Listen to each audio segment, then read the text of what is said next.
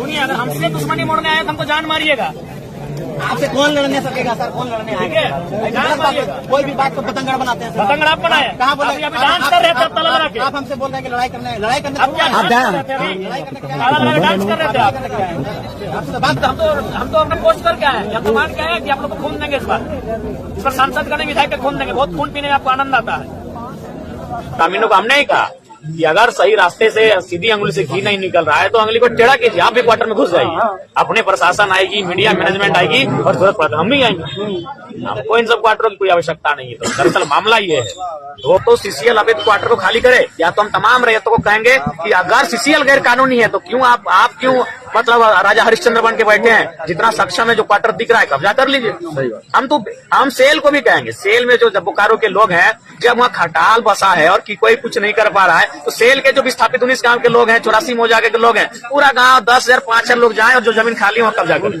ये संवैधानिक नहीं, संवैधानिक आप क्यों? हम बिल्कुल संवैधानिक, लेकिन जब आप सीसीएल संवैधानिक बात नहीं कर रही है, डीसी संवैधानिक का हवाला नहीं कर पा रहे हैं, डीएसपी तमाम पदाधिकारी, तो संविधान का डर और संविधान का दायरा केवल आम व्यक्ति तक क्यों? नहीं, विधायक जो है संविधान को लेकर के लगातार आवाज उठा रहे हैं। नहीं, संवैधानिक हम तभी है जब अगला संवैधानिक है। 2 बजे रात को भी हम इसलिए आए थे कि उसमें प्रशासन हमारे जो यहाँ रैयत हैं, ग्रामीण हैं, विस्थापित हैं, उनके साथ दुर्व्यवहार कर रही थी।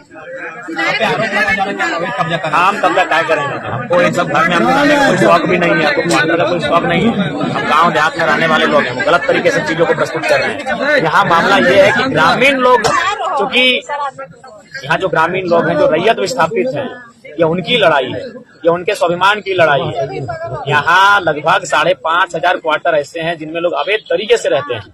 ये मामला यहाँ महत्वपूर्ण है। तो इसी को लेकर ग्रामीण लगातार आवाज उठा रहे हैं, लेकिन कोई इनकी आवाज को सुन नहीं रहा था। तो ग्रामीणों को हमने ही कहा कि अगर सही रास्ते से सीधी अंगुली से घी नहीं निकल रहा है तो अंगुली को टेढ़ा कीजिए। आप भी क्वार्टर में घुस जाइए, अपने प्रशासन आएगी, मीडिया मैनेजमेंट आएगी और जरूरत पड़ता हम भी आएंगे। हमको इन सब क्वार्टरों की कोई आवश्यकता नहीं है। तो दरअसल मामला ये है, 2 बजे रात को यहाँ क्वार्टर कब्जा करने छूट जाता है कि दिन में आया। तो 2 बजे रात को हम आए थे कि पुलिस प्रशासन यहाँ मनमानी कर रही थी, जो यहाँ लड़के थे, रैयत हैं, जो विस्थापित लोग हैं, उनके साथ बदसलूकी की जा रही थी। उसी घटना को सुनकर हम रात 2 बजे आए थे और फिर हम अपना क्षेत्र में चले गए। हम नावाडी में जनता दरबार लगाए, हम डुमरी में जनता दरबार लगाए। हमें फिर सूचना मिली कि फिर एसडीओ महोदय भी आके यहाँ मनमानी करने लगे हैं, तो फिर हम उठ के चले आए।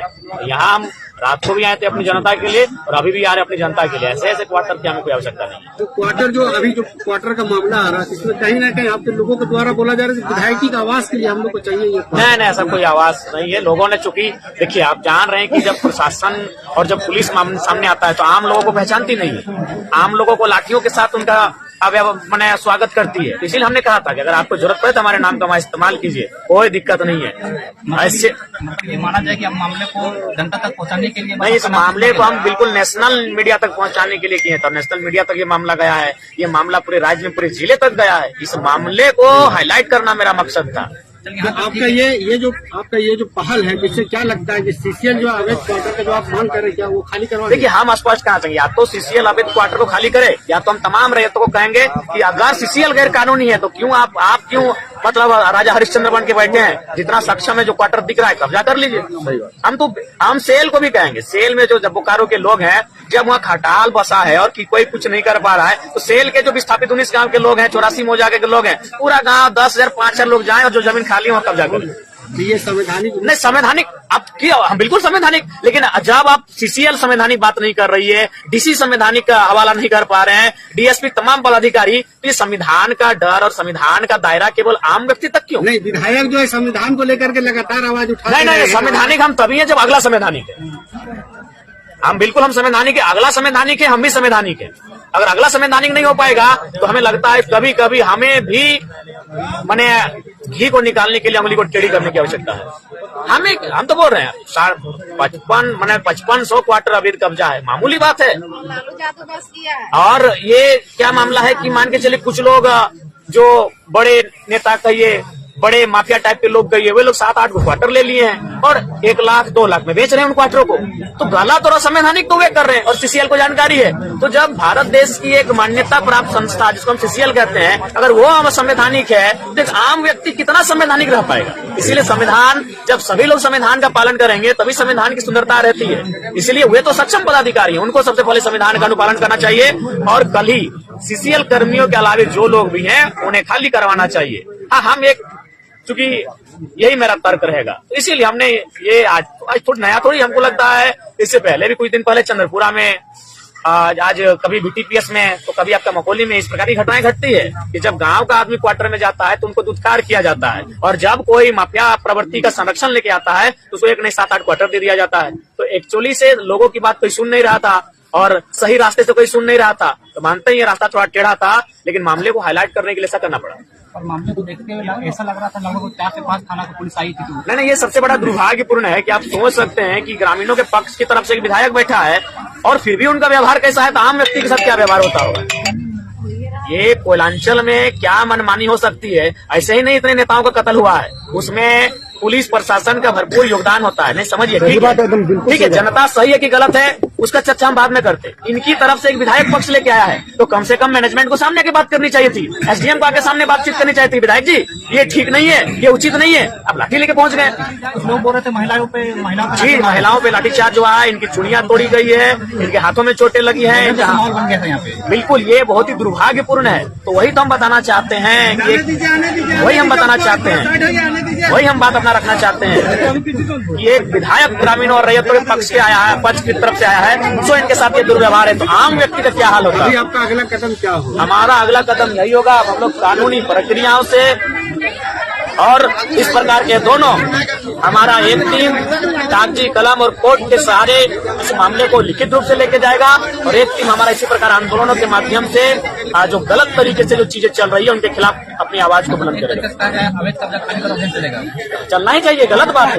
क्यों अवैध कब्जा भाई, क्यों अवैध कब्जा? 1-2 नहीं 5,500 क्वार्टर, और धनबाद में शायद 6 हो, हम बोले 13 नहीं, हमको लगता है ज्यादा, वहाँ 88 करोड़ कुछ आसपास है। पुलिस वही लोग को संरक्षण दे रही है। तो चूंकि पुलिस संरक्षण उन्हीं लोग को इसलिए देती है क्योंकि पुलिस की माफियाओं का नहीं चलती है, और कोयलांचल में जो है, जो दबंग प्रवृत्ति के लोग हैं, माफिया प्रवृत्ति के लोग हैं, उनके हाथों में कोयलांचल है, इसीलिए आम व्यक्ति सताए जा रहे हैं ना। तो अगर आज आम व्यक्ति की आवाज को उठाने के लिए आज ये 70 वर्षों से सही रास्ता चयन कर रहे हैं, आज ये 1986 से, कोई 1985 से सही रास्ता का चयन कर रहा है। बताइए, हम तो धनबाद, ये धनबाद का भी ये 58,000, हम तो मिस्टेक एक तो वर्डे मिस्टेक कर दी, हम 5,000 बोले थे। 58,000 आवासों पे अवैध कब्जा है, 58,000 समझ रहे हैं, वहाँ 58,000, ये तो 5,000 मामूली, यानी 60,000 आवास। अगर सत्र चलती फरवरी तो बिल्कुल इस मामले को हम उठाएंगे। इसलिए मैं मानता हूँ कि हमारा ये रास्ता थोड़ा सा टेढ़ा है, रास्ता थोड़ा सा लीक से हटकर है, लेकिन इंसान मजबूरी में इन रास्तों पे आता है। ये देखिए, ये आज का पेपर नहीं है, ये कई महीनों नहीं, हमें लगता है वर्षों पुराना पेपर है, जहाँ स्पष्ट लिखा है, ये इस देश का एक सम्मानित अखबार है, प्रभात खबर में छपा है जी, धनबाद संस्करण में छपा है कि 58,736 आवासों पे कब्जा है, जिनमें समझ सकते हैं ये धनबाद का मामला है लगभग 60,000, और यहाँ बोकारो का बोकारो नहीं, सिर्फ बेरमो का मामला है 6,000, फिर बोकारो सेल की बात करेंगे तो ऐसे अनगिनत कब्जे हैं। तो हम और एक पेपर दिया गया है, ये बेरमो वाला, सीसीएल के 5,500 क्वार्टर पे कब्जा है। सीसीएल, ये तो सीसीएल 5,500 क्वार्टरों पे कब्जा है। तो जो लोग हमें संविधान की बात पढ़ा रहे हैं, जो लोग हमें संविधान का ज्ञान दे रहे हैं, उनका ज्ञान इन सब विषयों पे क्यों नहीं है? ये कौन सा संवैधानिक कार्य है? 60,000 आवास पे कब्जा, 5,500 आवासों पे कब्जा, तो ये तो दुर्भाग्यपूर्ण है।